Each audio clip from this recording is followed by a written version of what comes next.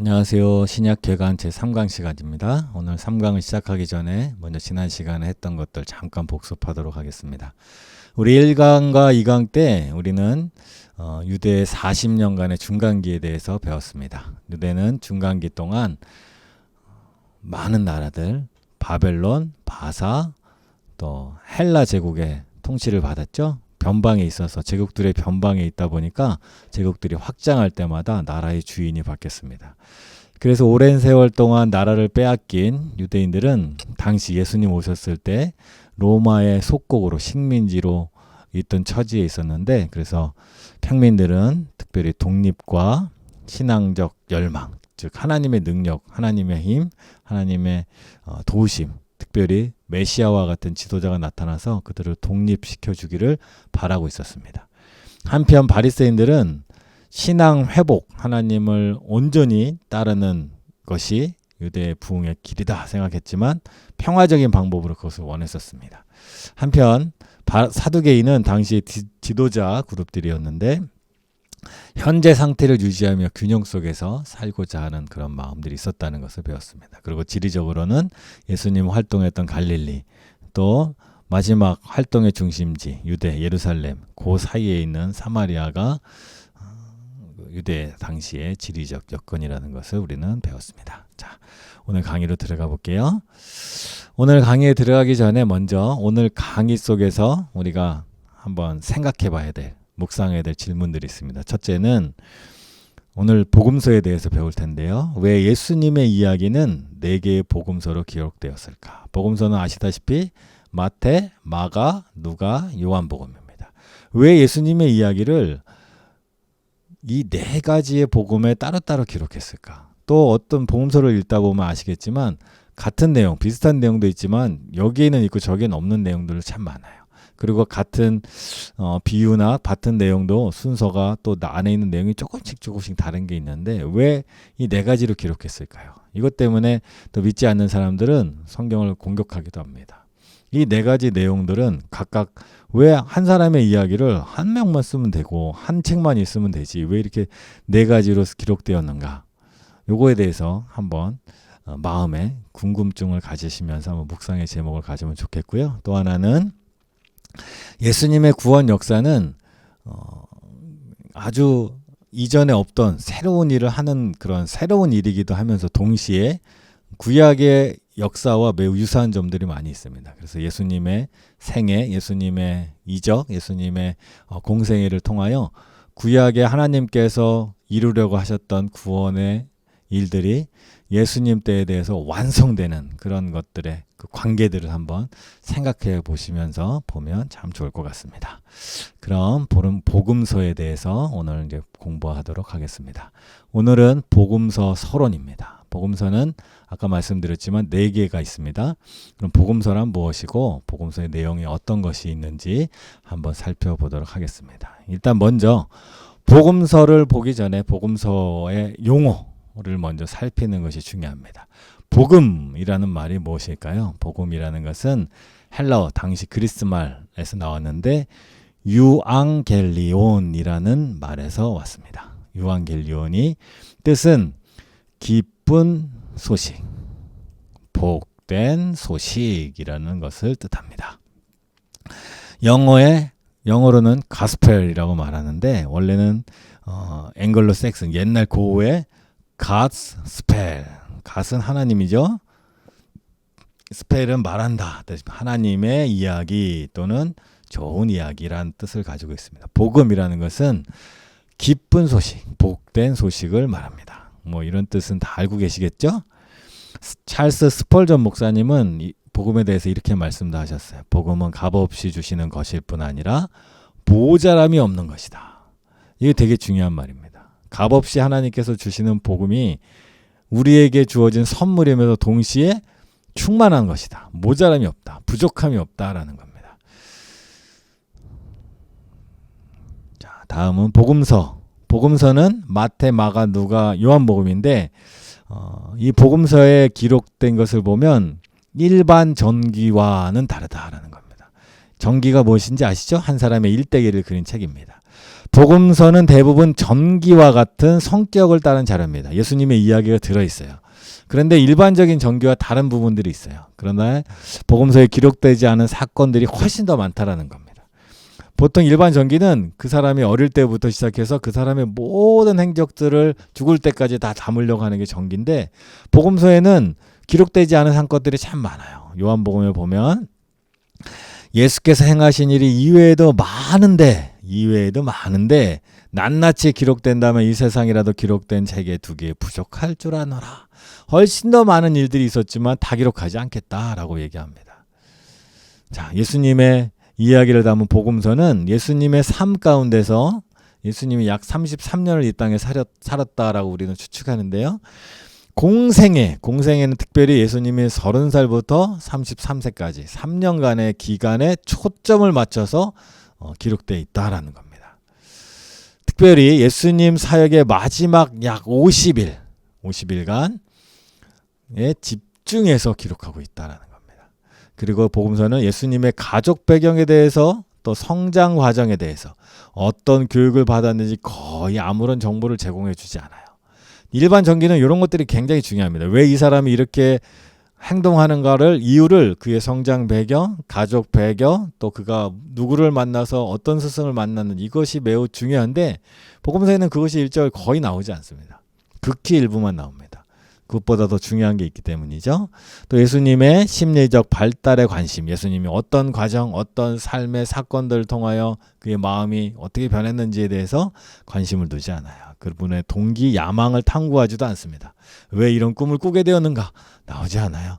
그분의 외모에 대해서도 나오지 않아요. 예수님의 키가 어느 정도 있는지 우리는 그냥 아주 조그만 지푸라기 같은 근거 있는데 그것도 뭐 사실인지 아닌지 알 수가 없습니다. 전혀 다루지 않습니다. 예수님의 어떤 개인적인 어떤 부분에 대해서 별로 다루지 않고 있다라는 거예요. 복음서는 그저 단순한 기록이 아닙니다. 오히려 설교다라고 말할 수 있어. 설교는 영어로 하면 메시지입니다. 메시지. 뭔가를 우리에게 전달해 주고자 하는 어떤 목적이 분명한 책이다라는 겁니다. 예수님이 어떤 삶을 살았는지도 중요하지만 그 삶이 우리에게 말해주는 것이 무엇인지 아는 것이 바로 복음서의 내용이다라는 겁니다. 예수님을 따르겠다는 헌신을 기대하는 설교입니다. 예수님의 모습을 보고 예수님을 따르도록 하는 것이 복음서의 기록의 목적이다라는 겁니다. 복음서에 기록된 자라는 역사를 연구하는 학자에게 만족을 위한 기록이 아닙니다. 역사를 연구하는 사람들 이것이 사실이냐 아니냐를 막 따집니다. 그런데 복음서는 그것을 정확하게 해서 뭐 예를 들면 오병이어가 있으면 뭐 한 번에 5,000명이 먹었으면 역사 기록은 5,000명이 정확한 숫자를 찾길 원하고 그 사람들이 있을 만한 공간에 대해서 연구하길 원하고 다 이런 연구들을 하는 게 당연하긴 한데 복음서 자체는 거의 목적이 있지 않다라는 겁니다. 예수님을 따라 구원의 길에 들어서도록 이끌어주기 위한 예수님을 따라 구원의 길에 들어서도록 이끌어주기 위한 선택되고 배열된 자료다라는 겁니다. 시간 순서대로 기록되지 않았다는 거예요. 이 복음서를 읽으면서 사람들의 마음이 움직여서 예수님을 따르도록 기록했다는 거예요. 그렇다고 일부러 조작했다는 게 아닙니다. 특별한 목적을 가지고 굳이 시간 순서대로 쓰지 않고 어떠한 목적을 가지고 그 배열을 했다라는 거예요. 그렇다고 그 내용들이 사실이 아니다는 게 아니라 사실들의 순서들을 또는 이유들, 원인들 뭐 이런 이야기들을 약간 다르게 배열했을 뿐이지 사실이 아니라는 얘기는 아닙니다. 성경 말씀에도 아까 나왔죠. 오직 이것을 기록함은 예수께서 하나님의 아들 그리스도이심을 믿게 하려 함이라 라는 겁니다.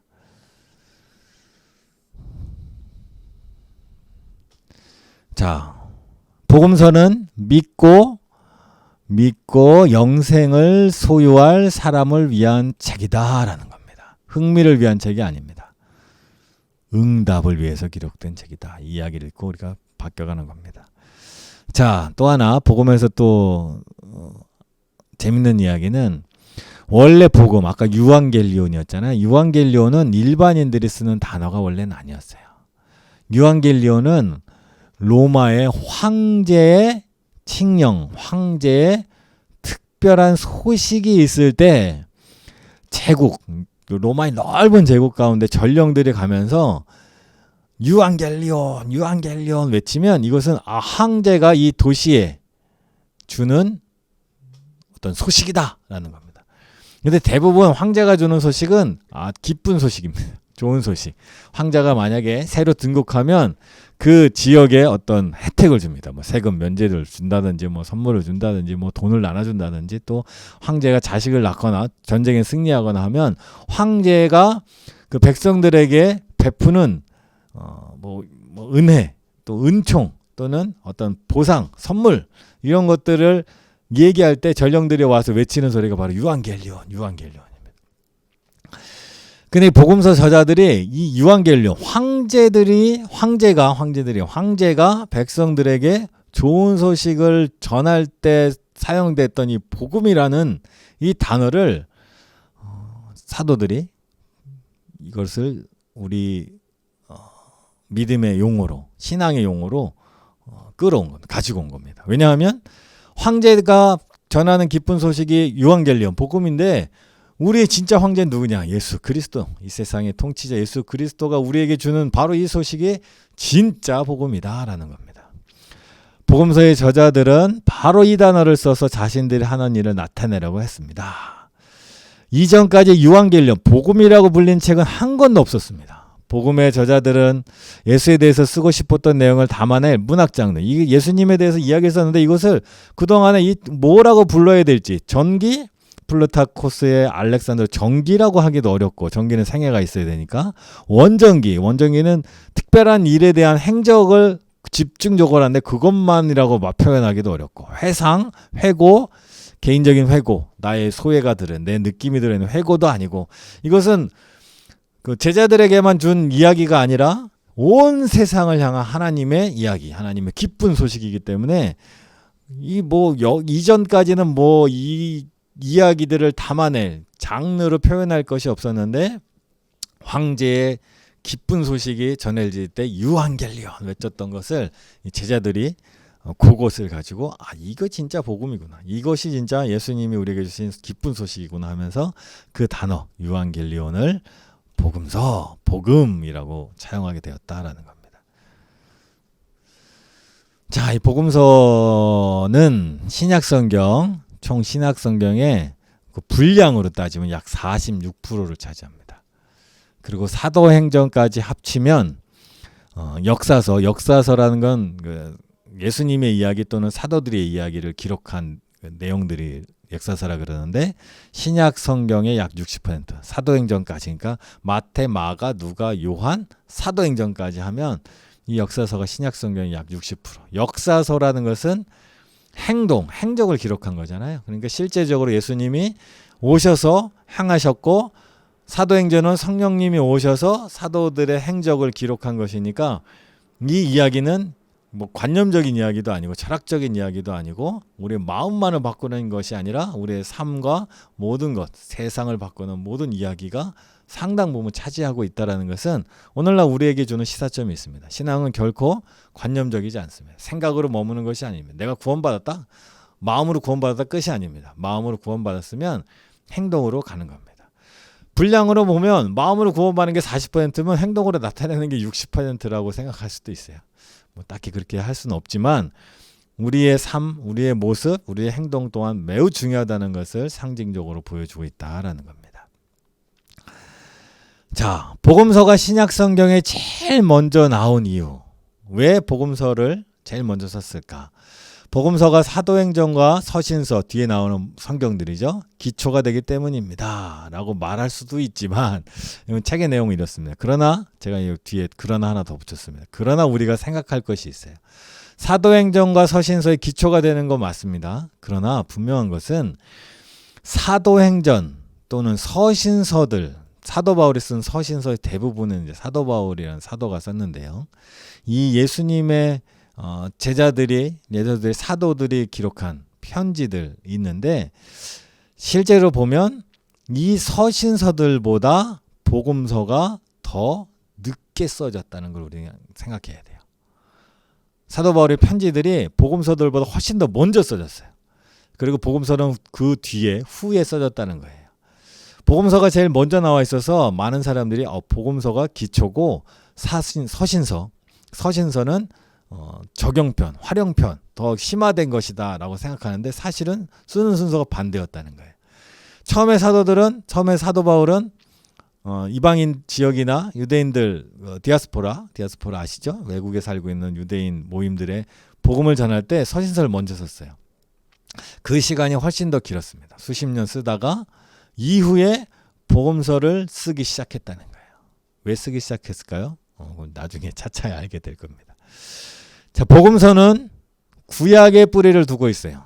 구약의 뿌리를 두고 있다는 거예요. 예수님의 이야기는 예수님이 이 땅에 오신 것은 그냥 갑자기 하나님이 새로운 일을 시작하겠다 하고 오신 게 아니라 구약에 이미 약속한 것을 이루어가는 과정입니다. 그래서 보통 모든 성경의 주제는 예수님이시고 구약의 주제는 오래된 약속은 예수님이 오실 것에 대해서 말씀하고 있고 신약은 예수님이 오신 이후의 이야기를 담고 있다라는 겁니다. 그래서 구약과 신약은 한 뿌리에 있다. 동시에 구약의 성취로 신약 성경의 역사적, 신학적 배경을 제공하고 있다라는 겁니다. 신약과 구약을 이어주는 것이 또한 복음서다라는 얘기입니다. 자, 왜 4개의 복음서일까요? 아까 제가 초반에 드린 질문이기도 한데 이 질문에 대해서는 단순하게 어떤 답으로 대답하는 것보다 더 많은 의미들을 담고 있습니다. 복음서 연구의 큰 흐름 가운데 조화 종합적인 방법이다라고 말합니다. 이게 무슨 말인가 하면 복음서를 연구하는 그 오랫동안 수천 년, 2000년 동안 또 수백 년 동안 또 최근에 와서 많은 연구들이 있었는데 예전에는 복음서를 연구할 때 복음서가 4개라 그랬잖아요. 각각을 연구했어요. 마태 따로, 마가 따로. 그리고 이게 역사적인 접근, 과학적인 접근을 많이 하다 보니까 제일 먼저 하는 접근이 뭐냐면 이 중에 왜 이게 다를까를 생각하다가 이 중에 분명히 진짜 얘기와 또 사람들이 깨어난 얘기가 있을 거다라고 생각을 한 거예요. 그러고 나서 연구를 하면서 무엇은 진짜 무엇은 가짜 하니까 그 다음에 계속 연구를 하다 보니까 학자들이 이 책의 저자가 마태복음의 저자가 마태가 아닌 것 같은데 뭐 이런 얘기들도 막 나오게 되고 하게 됩니다. 사실 이런 내용들은 사실 신학생들 처음에 신학교 들어간 신학생들이 상당히 많은 고민하게 되는 이야기입니다.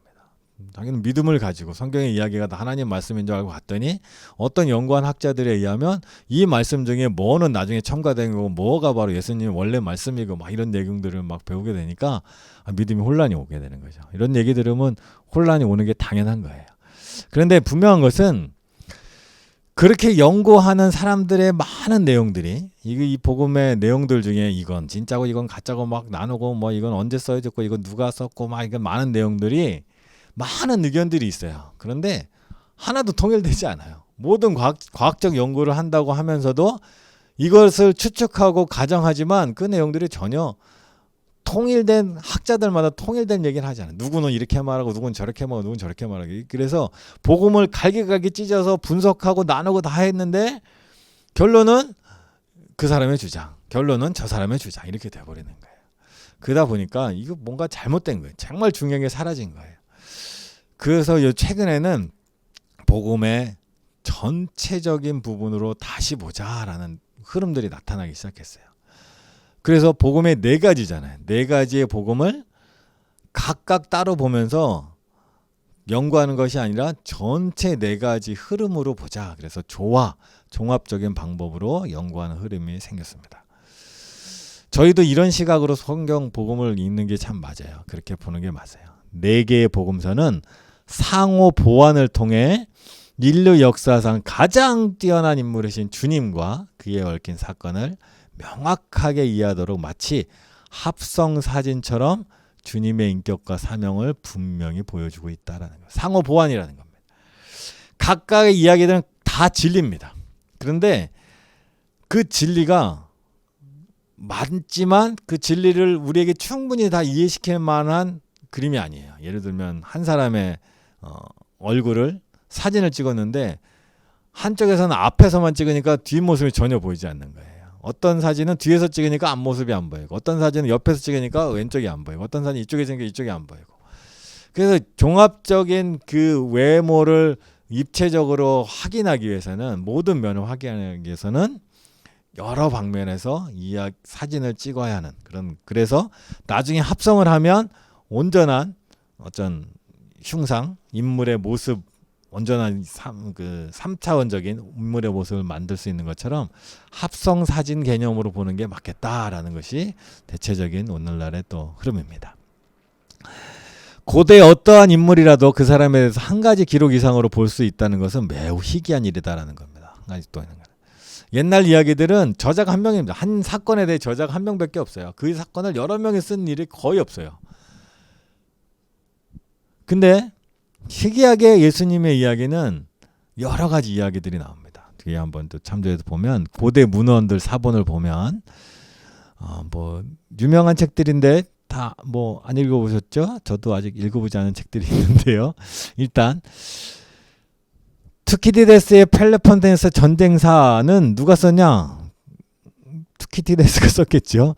근데 원문 기록의 시기를 보면 예수님 전 약 400년경에 썼는데 현존하는 가장 오래된 원본은 없어요. 약 주 900년에 이제 써진 게 발견됐고 시간 간격이 약 1300년입니다. 근데 그 사이에 복사된 본이 8개밖에 없어요. 거의 대부분 원본 몇 개 안 되는 거죠.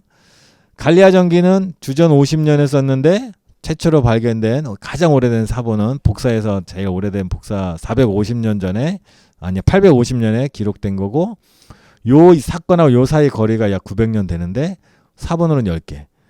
타케투스의 역사라는 책은 주 100년인데 주 800년의 마지막 이제 우리가 남아있는 사본이 800년에 기록된 게 마지막이야. 그 사이가 700년인데 약 2개밖에 없어요. 근데 마태마가 요한은 주 65년에 90년에 기록됐습니다. 아까 사복음서가 예수님 사후 30년쯤 뒤부터 써지기 시작해서 90년까지 썼는데 여기도 원본은 없어요. 성경도 원본은 없어요. 당시에 이제 사본입니다. 이제 필사로 펜으로 잉크를 묻혀서 다 이제 기록한 건데 주 350년 돼야 이 전부가 있습니다. 그리고 주 200년쯤에는 상당 부분이 있고 주 125년째는 일부분만 남아 있는데 약 기록된 이후 마지막 남아 있는 최고 사본 사이가 시간이 상당히 오래됐어요. 근데 그 사이에 사본이 2,000개, 5,000개 이렇게 엄청나게 많은 사본들이 있어요. 이렇게 엄청나게 많은 사본들이 있어요. 그런데 이 사본들을 분석해 보면 이게 많이 다를 것이라고 사람들은 생각했어요. 오랜 세월 동안 여러 명이 썼어요. 근데 상당 부분이 거의 유사합니다. 극히 일부분, 사소한 부분을 제외하고. 그것이 이제 성경의 놀라운 이야기, 이 역사 가운데 하나인데요. 자, 그래서 최근의 복음서 연구는 각각의 복음서를 전체적으로 읽히고 감상하도록 된 하나의 이야기로 종합적으로 조화해서 다루려는 경향들이 최근의 대부분의 경향들입니다. 어차피 이걸 막 분석하고 나눠봐야 그 사람의 의견일 뿐이에요. 그 학자의 의견일 뿐이에요. 그 누구도 동의하지 않아요. 그렇게 산발적으로 찢어놓고 나면 뭐 내용도 없고 사실인지 아닌지 알 수도 없고 그냥 추측들만 난무하는데 그러면 우리 신앙에도 도움이 안 되고 사실은 뭐 과학적으로도 학문적으로 도움이 안 됩니다. 전체적으로 봐서 하나의 이야기를 각각의 그림 합성사진처럼 기록된 걸로 보고 전체적인 맥락에서 이해하는 것이 훨씬 더 도움이 된다는 겁니다. 책이 보편적으로 보급되기 이전인 원래 복음서는 교회에서 공적으로 익혔다는 것. 공적으로 익혔어요. 사적으로 책을 갖고 있지 않았어요. 사실은 복음서가 이제 33년에 예수님이 돌아가시고 곧바로 부활하신 예수님을 제자들이 만나잖아요. 그리고 성령이 오시고 그리고 예수님을 승천하시고 그다음에 복음서 이야기들은 제자들이 그것을 다 본 제자들 12명의 제자 또 뭐 같이 다녔던 사람들이 또 많이 있잖아요. 100명 이상들이 있는데 그분들이 이야기로 전해졌어요. 요 부분을 학자들은 의심하는 겁니다. 이야기로 전해질 때 이야기라는 게 누구 입으로 전해지면 이건 거짓말이 섞이지 않겠냐. 자기의 상상도 들어가고 하는데 이것은 당시에 이야기를 전하는 것에 대한 문화적인 부분의 이해가 좀 부족한 거예요. 고대에는 글이 없었어요. 글을 쓸 수 있는 종이가 없어요. 잉크도 없고. 그러다 보니까 이야기로 전승이 되는데 이야기를 전할 때 공적으로가 매우 중요한 겁니다. 공적으로라는 얘기는 사람들이 다 있는 데서 이야기가 된다는 거예요. 예수님이 이때 이렇게 말씀하셨어 얘기하는 거예요. 그러면 이때 이야기할 때 베드로가 이야기하잖아요. 베드로만 있는 게 아니에요. 그 옆에 사도들이 다 같이 있어요. 여러 명이. 12명이 다 있을 수도 있고 11명이 아니면 뭐 최소한 막 8명, 10명 정도 같이 있습니다. 그러다가 베드로가 막 이야기를 하는데 생각 안 날 수도 있고 헷갈릴 수 있잖아요. 이야기하다 잘못 얘기하면 딴 사람이 얘기해 주는 거야. 그거 아닌데 그러면 같이 얘기하는 거예요. 그러면 여러 사람들이 이야기 듣다 보면 그 이야기에 사실 그때 예수님이 어떻게 얘기했는지 그 내용이 분명한 거예요. 그런데 문제는 가끔 가다 보면 서로 헷갈릴 때가 있어요. 서로 헷갈린 얘기를 일부러 짜맞추지 않았어요. 야, 지난번에 이렇게 얘기했으니까 우리 얘기를 통일시키자 해서 일부러 짜맞추지 않았어요. 그래서 나는 이렇게 기억하고 있는데 하는 그룹이 몇 명 있고 나는 저렇게 기억하고 있는데 하는 그룹이 몇 명 있어요. 그러면 그 이야기를 동시에 다 갖고 가는 거예요. 무엇이 진실인지 알 수 없는데 예수님의 이야기를 우리가 막 각색할 수 없잖아요. 제자들이. 그러다 보니까 복음서의 내용들이 조금씩 다르게 보이는 게 있어요. 그렇지만 그것은 기억에 의존하는 거예요. 근데 기억이 한 사람의 기억이 아니에요. 여러 사람의 기억이니까 상당한 타당한 근거가 있습니다. 그렇게 이야기가 전해지다 보니까 한 사람 한 사람으로 이야기가 전해지면 분명히 오해될 수 있어요. 우리도 뭐 게임 같은 거 있잖아요. 한 사람이 한 사람한테 이야기 전하면 그 다음 사람이 전하고 몇 번 전하고는 완전 이야기가 달라지잖아요. 그런데 복음서는 절대 그럴 수가 없는 게 공적으로만 전해지는 거예요. 여러 사람이 얘기해서 전해지고 여러 사람이 얘기해서 전해지니까 특별히 또 이제 고대 역사를 연구하고 고대 문화를 연구하는 여러 사람들이 구술 문화, 이렇게 이야기를 전해지는 이야기를 현대 사람들은 이게 이해가 안 되는 거예요. 이게 어떻게 왜곡되지 않을까 하는데 이제 아메리카 인디안들이 전하고 있는 역사 이야기도 구술로 다 이야기를 전해지고 있고 또 이 성경 이야기도 이야기로 전해지는 시기가 있었는데 놀랍게도 어떤 역사는 그 구술로 전해지는 게 토시 하나 틀리지 않고 전해진다는 것을 학자들이 발견했습니다. 그 당시에는 글을 쓰지 못하기 때문에 사람들이 지금보다 기억력이 아마 훨씬 더 발달했을 거예요.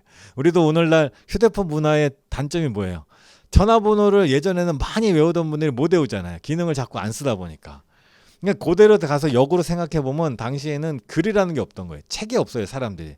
그럼 무언가 이야기를 전할 때 뭐 예를 들어서 뭐 하나 심부름 하나 시킬 때도 메모지에 적어서 야 이거 누구한테 갖다 줘가 아니에요. 누구한테 말을 불러 내가 말한 대로 그대로 전해라 하면서 하인한테 말을 읽어주면 말을 이제 말로 해주면 그 아이는 가서 그 말을 그대로 전해야 되는 거예요. 종이가 없던 시절에는. 그러니 그 당시에는 기억력이 지금보다 훨씬 더 좋았을 거라는 걸 우리는 상상할 수 있어요. 충분히 상상할 수 있어요. 그 기억력 좋은 사람들이 혼자가 아니라 여러 명이 이야기를 전하기 때문에 이것은 틀릴 수 없는 얘기입니다. 사실은. 오히려 그 당시에 종이에 펜으로 몇 자 적었다면 이것이 오히려 틀릴 가능성이 더 많아요. 왜냐? 글을 적다가 사본이 하나밖에 없는데 그걸 누가 잘못 적었어. 그런데 그것이 전해졌어요. 먼 거리로 전해졌잖아요. 그러면 그 종이가 잘못 써 있으면 그걸 읽는 사람은 잘못 읽는 거예요, 그냥. 그러면 그게 끝난 거예요. 더 이상 수정할 방법이 없는 거예요. 만약에 사람이 머리로 기억하고 갔어요. 혼자 간 게 아니라 여러 명이 갔어요. 그러면 한 사람이 잘못 기억하더라도 옆에서 그걸 보충해주면 그것이 다시 수정되고 원본으로 돌아가는데 글은 한 번 잘못 써버리면 끝납니다. 고칠 수가 없어요. 그리고 원저자가 없어져 버리면 그 내용은 더 이상 원래 썼던 내용이 뭔지 알 수가 없어요. 그래서 당시에 예수님 당시에 특별히 고대사 글을 쓰고 글을 이제 쓸 수 있는 종이가 많지 않던 시대는 말로 전해지는 게 훨씬 더 정확하다는 거예요. 한 사람이 절대 아닙니다. 최소한 두 사람이 있어요. 그래서 옛날에는 항상 증인은 2명 이상이잖아요. 말로 전해지고 이야기로 전해지기 때문에 한 사람의 얘기는 항상 틀릴 수 있는 오류가 있을 가능성이 있기 때문에 2명 이상. 그런데 이제 역사적으로 이제 돌아보면 기록들을 보면 사도들이 공적으로 말을 전할 때는 최소한 2명 그리고 뒤에 사도들이 이미 다 같이 함께 그 이야기.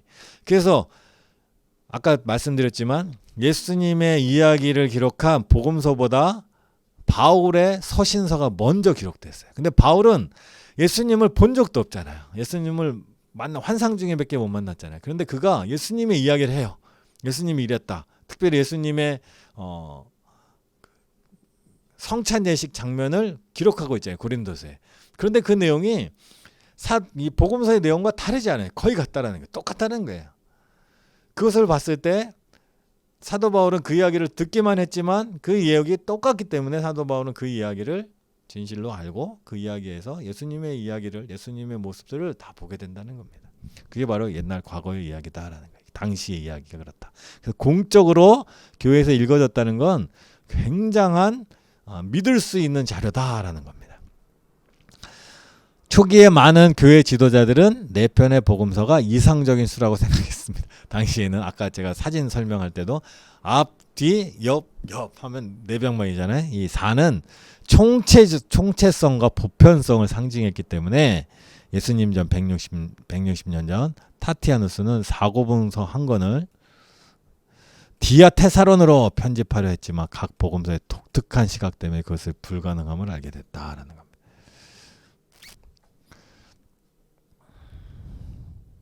주전 160년 좀 이상한 것 같죠? 주후 160년이 맞을 것 같아요. 사복음서니까. 각각의 복음서는 극적으로 강렬한 구조를 가진 주의 깊게 구성된 완성물이다. 각각은 완성물이다라는 것을 우리는 알아야 됩니다. 멋진 인생의 아름다움을 자기 혼자 다 그려낼 수 있는 미술가는 없다. 하나님은 기질과 상황에 달랐던 미술가 4명을 특별히 선택해서 자기의 인생을 진정 충만하게 살았던 유일한 인간에 대해 4개의 초상화를 그리게 했다라는 겁니다. 각각의 복음서가 예수님에 대한 사진이 아니라 초상화로 그려냈다는 거. 보여지는 대로 그렸다는 겁니다. 근데 보여지로 그리는 것이 내 맘대로 그렸다는 것이 아니라 하나님의 뜻, 하나님의 말씀, 예수님의 말씀이 내 마음을 움직임과 함께 동시에 일어난 작업들이고 한 사람의 개인적인 소회가 아니라 한 사람의 개인적인 기억이 아니라 여러 사람의 기억이 합쳐졌다는 것. 각각의 복음서가 우리에게 전달해주는 예수님의 초상은 모두 진짜 초상이다라는 겁니다.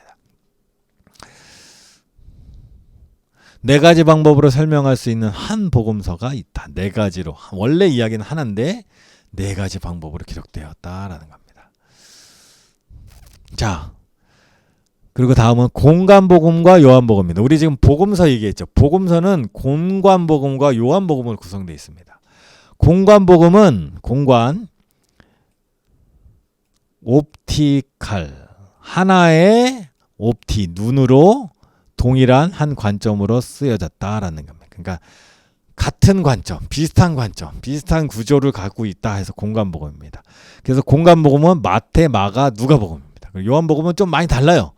요한복음과는 다르게 세 복음서는 같은 관점에서 예수님의 생애를 본다는 뜻입니다. 공관복음 사이에 유사점과 그러나 차이점이 있습니다. 공관복음이 문제라고 하는데요. 만들어내기도 했는데 아까 말씀드린 것으로 충분히 납득할 수 있을 것 같아요. 약간의 차이들에 대한 문제들은. 자, 공관복음과 요한복음. 자, 마태복음, 마가복음, 누가복음, 요한복음입니다. 중요한 것 보면 마태복음은 약 58년에 써졌고요. 마가복음이 좀 더 일찍 써진 걸로 기록 생각돼요. 그래서 쓰여진 순서로 보면 마가복음이 제일 먼저 써여졌을 것이라 생각합니다. 대부분 일반적으로. 그리고 마태, 누가는 비슷한 시기. 요한복음은 제일 늦게 나중에 써여졌다. 기록 장소는 뭐 중요하지 않고요. 원래 마태복음은 원래 독자 누구를 상대로 썼느냐? 유대인을 중심으로 써지 않았을까 생각합니다. 내용들을 봤을 때. 마가복음은 로마인들을 실용적인 부분, 실용적이라는 얘기는 예수님의 마지막, 그러니까 마가복음에는 예수님의 잘하는 이야기 전혀 없어요. 공생이 시작하면서 딱 꼭 할 말만 한다. 그래서 실용적이라고 표현할 수 있고, 누가복음은 헬라적인 굉장히 문학적인 작품입니다. 그래서 또는 관념적이라고 보여질 수도 있지만 약간 헬라인 중심적이고, 요한복음은 나중에 아예 그 복음에 기록될 때 보면 상당한 시간이 지났잖아요. 그러니까 복음이 많이 전파되는 모습을 요한복음 보면서 기록했다는 거예요. 그리고 재밌는 것은 이 중에 예수님의 제자는 누구예요? 사도는 마태하고 요한입니다. 마가, 누가는 이제 들은 얘기죠. 들은 얘기들을 기초로 해서 나중에 이제 예수님 봤을 수도 있지만 기본적으로 예수님의 제자는 마태, 요한입니다. 마태는 마태 이야기도 상당히 뭐 신빙성이 당연히 있겠죠. 그리고 요한 이야기도 당연히 신빙성이 있는 겁니다. 먼저 써져있기 때문에 예수님의 이야기는 아까 우리가 기록할 때도 보지만 예수님 자체 이야기를 그냥 기록하는 게 목적은 아니에요. 예수님의 이야기는 예수님이 이야기를 하시고 복음 사역을 하신 것 자체가 우리에게 뭔가를 전해주기 위한 거예요. 목적이 있는 거예요. 그러니 이것을 기록하는 사람들도 이 이야기를 듣고 어떤 일이 일어났는지가 그 이야기에 당연히 반영이 되는 겁니다. 그러다 보니까 마태가 쓸 때 상황하고 요한이 쓸 때 상황이 다 다릅니다. 그리고 다 기록 생각하고 있는 말씀들이 다르고. 그러다 보니까 마태가 쓸 당시에 일어났던 일들과 중요했던 예수님의 말씀들과 시간이 지나면서 또 세계에 점점 복음이 퍼져나가면서 예수님이 사람들에게 주는 영향력이 다른 거예요. 처음에는 자기들은 이게 중요하다고 생각했는데 어느 순간 보니까 성령이 예수님이 한 다른 말씀, 다른 행적들의 은혜가 끼치는 겁니다. 그러니 어때요? 요한은 별로 이제 초반에는 중요하게 생각하지 않았던 일들이 중요해진 거예요. 그럼 어떻게 해요? 그 이야기를 적어야죠. 요한은 또. 뭐 그런 식으로 생각할 수 있게 된다라는. 그러니까 조금 이야기들이 관점들이 좀 다릅니다. 마태는 유대인들 주변에 유대인들이 많고 유대인들에게 예수님의 얘기를 전하다 보니까 유대인들이 이해할 수 있고 유대인들에게 은혜를 끼칠 수 있는 진실들을 적다 보니까 예수님의 왕이신 것이 강조되고, 마가는 당연히 중요한 예수님의 사역들, 마지막 사역들, 그가 십자가에 죽으시고 고난당한 죽으신 사역들, 부활하신 내용들이 중요하다 보니까 그가 구원하였다, 결국 십자가로 그걸 구원하였다 얘기들을 중심으로 쓰게 되고, 누가는 헬라인들은 이게 이야기꾼들입니다. 이야기 철학꾼들이고, 그러다 보니까 뭔가 완성된 그림이 필요해요. 예수님에 대해서 그가 어떤 존재였는지 설명할 수 있는 내용들이 좀 더 풍성해지다 보니까 예수님의 인간성, 예수님의 온전성에 대해 얘기하고, 요한복음은 세계로 퍼져가는 예수님의 이야기가 하나님의 아들, 세계를 다스리는 하나님의 아들 이야기가 전개되는 것이 마땅하다라고 생각하시면 될 것 같아요. 그래서 공간복음, 마태, 마가, 누가, 요한은 인간이 되신 하나님, 인간이신 하나님. 요한복음은 하나님이신 인간. 약간 관점의 차이입니다. 뭐 우리가 사실 요거 관점까지 이해할 만한 그만큼 세밀하게 볼 필요까지는 없을 것 같고요. 그런가 보다 하시면 될 것 같아요. 좀 더 이야기 중심적이라면 해석적인 부분, 영향, 시간이 지나니까 그 영향들을 다 담아낸 거죠. 시간이 지나면서 그 영향. 그러니까 신학적으로 이해할 수 있습니다. 해석적인 부분이 담겨있다. 해석이라기보다 적용적인 부분이 더 담겼다 생각하시면 될 것 같아요. 여러 가지 차이들이 있습니다. 예수님 공간복음에 유월절이 단 한 번 나오는데 요한복음 유월절이 서너 번 언급돼요. 그래서 뭐 시간 차이가 있다는 걸 알게 되고요. 네, 네, 뭐 이런 내용들은 그냥 읽어보시면 될 것 같습니다. 자, 공간복음 아까 말씀드렸죠. 마태복음 왕 중심, 구약의 예수님은 구약 예언의 성취로 보게 됩니다. 십자가 사건을 위협당하지만 이스라엘 왕이신 예수님은 부활하셨고 다시 오실 것이다. 뭐 내용들 마태복음의 3분의 1 정도가 다른 복음서에서 병행 같은 내용들이 발견되지 않는다. 그러니까 3분의 1만 특별한 자료가 있다. 그러니까 예수님의 이야기들은 더 많았어. 훨씬 더 많았는데 이 이야기들이 사람들에게 어떻게 은혜를 끼치는가, 뭐 전혀 상관없는 얘기들 빼고, 전혀 이야기 할 거 없는 거 빼고, 우리도 누군가에게 뭔 이야기를 할 때 그 사람이 듣고 반응할 것만 이야기하면 되지 그 사람하고 전혀 상관없는 얘기는 할 필요가 없잖아요. 그러다 보니까 이 이야기들을 다 쓰지 않아요. 다 기록하는 게 목적이 아니에요. 다가 목적이 아니라는 게 정말 은혜롭지 않으세요? 우리는 뭘 할 때 보면 뭘 다 주려고 그래요. 그러나 딱 필요한 것만 주는 겁니다. 딱 필요한 것만. 그러니까 마태가 필요한 걸 딱 던져주고, 마가가 필요한 걸 딱 던져주고, 또 누가가 필요한 걸 던져주고, 그러고 나서 시간이 한 30년 지났더니 요한이 야, 성령이 또 이런 새로운 역사를 하셨는데 요걸 몰랐네 우리가 하면서 또 던져주는 겁니다. 그걸 우리가 받아서 먹고 우리는 자라나는 겁니다. 마가복음, 예수님은 자기 목숨을 다른 사람들의 대속물로 오신 종으로 중정적으로 기록되어 있다라는 겁니다. 마가복음의 37% 정도 학자들이 이런 거 연구하는 겁니다. 예수님의 생애 가운데 가장 중요한 마지막 한 중간은 이런 37%는 분량으로 따지는 거죠. 분량. 가장 먼저 기록되었다라고 생각하게 됩니다. 누가복음. 역시 누가복음은 내용도 많지만 설명도 많네요. 이런 잃어버린 자를 구원하러 오신 완전한 인간이다. 헬라적이라고 그랬죠. 구속의 역사, 탄생, 사역 이런 내용들이 절반 정도가 다른 복음서에 나오지 않는 내용들을 담고 있다.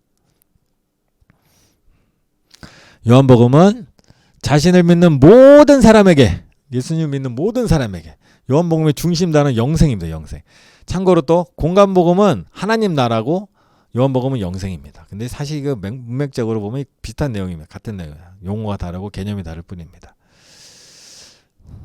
최후의 만찬 기록들, 여러 번 나타나셨던 기록들, 부활이 굉장히 중요한 거예요. 부활. 이전에 그 공간 복음에는 부활 부분이 되게 작은데 요한복음 부활 부분이 굉장히 많아요. 부활 이후의 내용들이. 그 뭐 왠지 아시겠죠 이제? 그 이전에는 예수님이 우리를 죽으셨다. 유대에 성취됐다. 우리의 죄가 해결됐다. 우리의 삶의 문제도 해결됐다가 이제 포인트였다면 요한복음은 좀 더 부활 그러면 예수님의 부활을 경험한 이들의 삶에 무슨 일이 일어나는가에 대해서 좀 더 관심이 넓어졌다라는 것이 생각할 수 있겠죠. 충분히. 여기 나오네요. 공간복음에는 하나님 나라가 두드러지게 나타나지만 요한복음에는 한 번밖에 안 나오고 한두 차례 영생이라는 것이 나옵니다. 하나님 나라는 요한복음에서는 사실은 영생입니다. 같은 개념입니다. 요한복음의 예수님은 긴 강화와 신학적 대화를 통해 독자로 하여금 암과 믿음 그리고 영원한 생명에 대한 이슈에 관한 직접 대면하도록 하고 그런 다음 문제에 대한 유일한 해결책으로 자신을 제시하신다. 아우 말이 어렵네요. 읽어보십시오. 네. 요한은 예수님의 사람들과 나누신 대화 내용을 주제별로 기록하였다. 예수님은 자신을 하나님의 아들로 칭하셨다. 요한복음에는. 이게 요한복음은 세계 모든 사람들이 읽는 거예요. 그러면 세계 복음이 점점 퍼지면 복음은 유식한 사람들한테만 가는 게 아닙니다. 이걸 읽으면서 그 힘을 깨닫고 이게 아니라 직접적으로 알려줘야죠. 예수님이 바로 하나님의 아들이었어 라고 말해줘야 사람들이 아는 겁니다. 배운 자나 못 배운 자나 복음을 들어야 되니까. 요한복음에선 구원은 영생이다. 그리스도께서는 때가 찼을 때 오셨다. 요거는 다음 시간에 하겠습니다. 이번 주에 명절이 있잖아요. 명절 때 또 공부하느라고 또 명절도 정신없는데 공부하느라고 또 정신없어서 잘 안 될 것 같아서 오늘은 조금 짧게 하도록 하겠습니다. 다음 시간부터는 그리스도께서 때가 찼을 때 오셨다. 요 내용을 가지고 다시 만나도록 하겠습니다. 명절 잘 보내시고요. 건강하게 지내시다가 다음 시간 또 업데이트 되는 거 또 공부해 주시기 바랍니다. 감사합니다.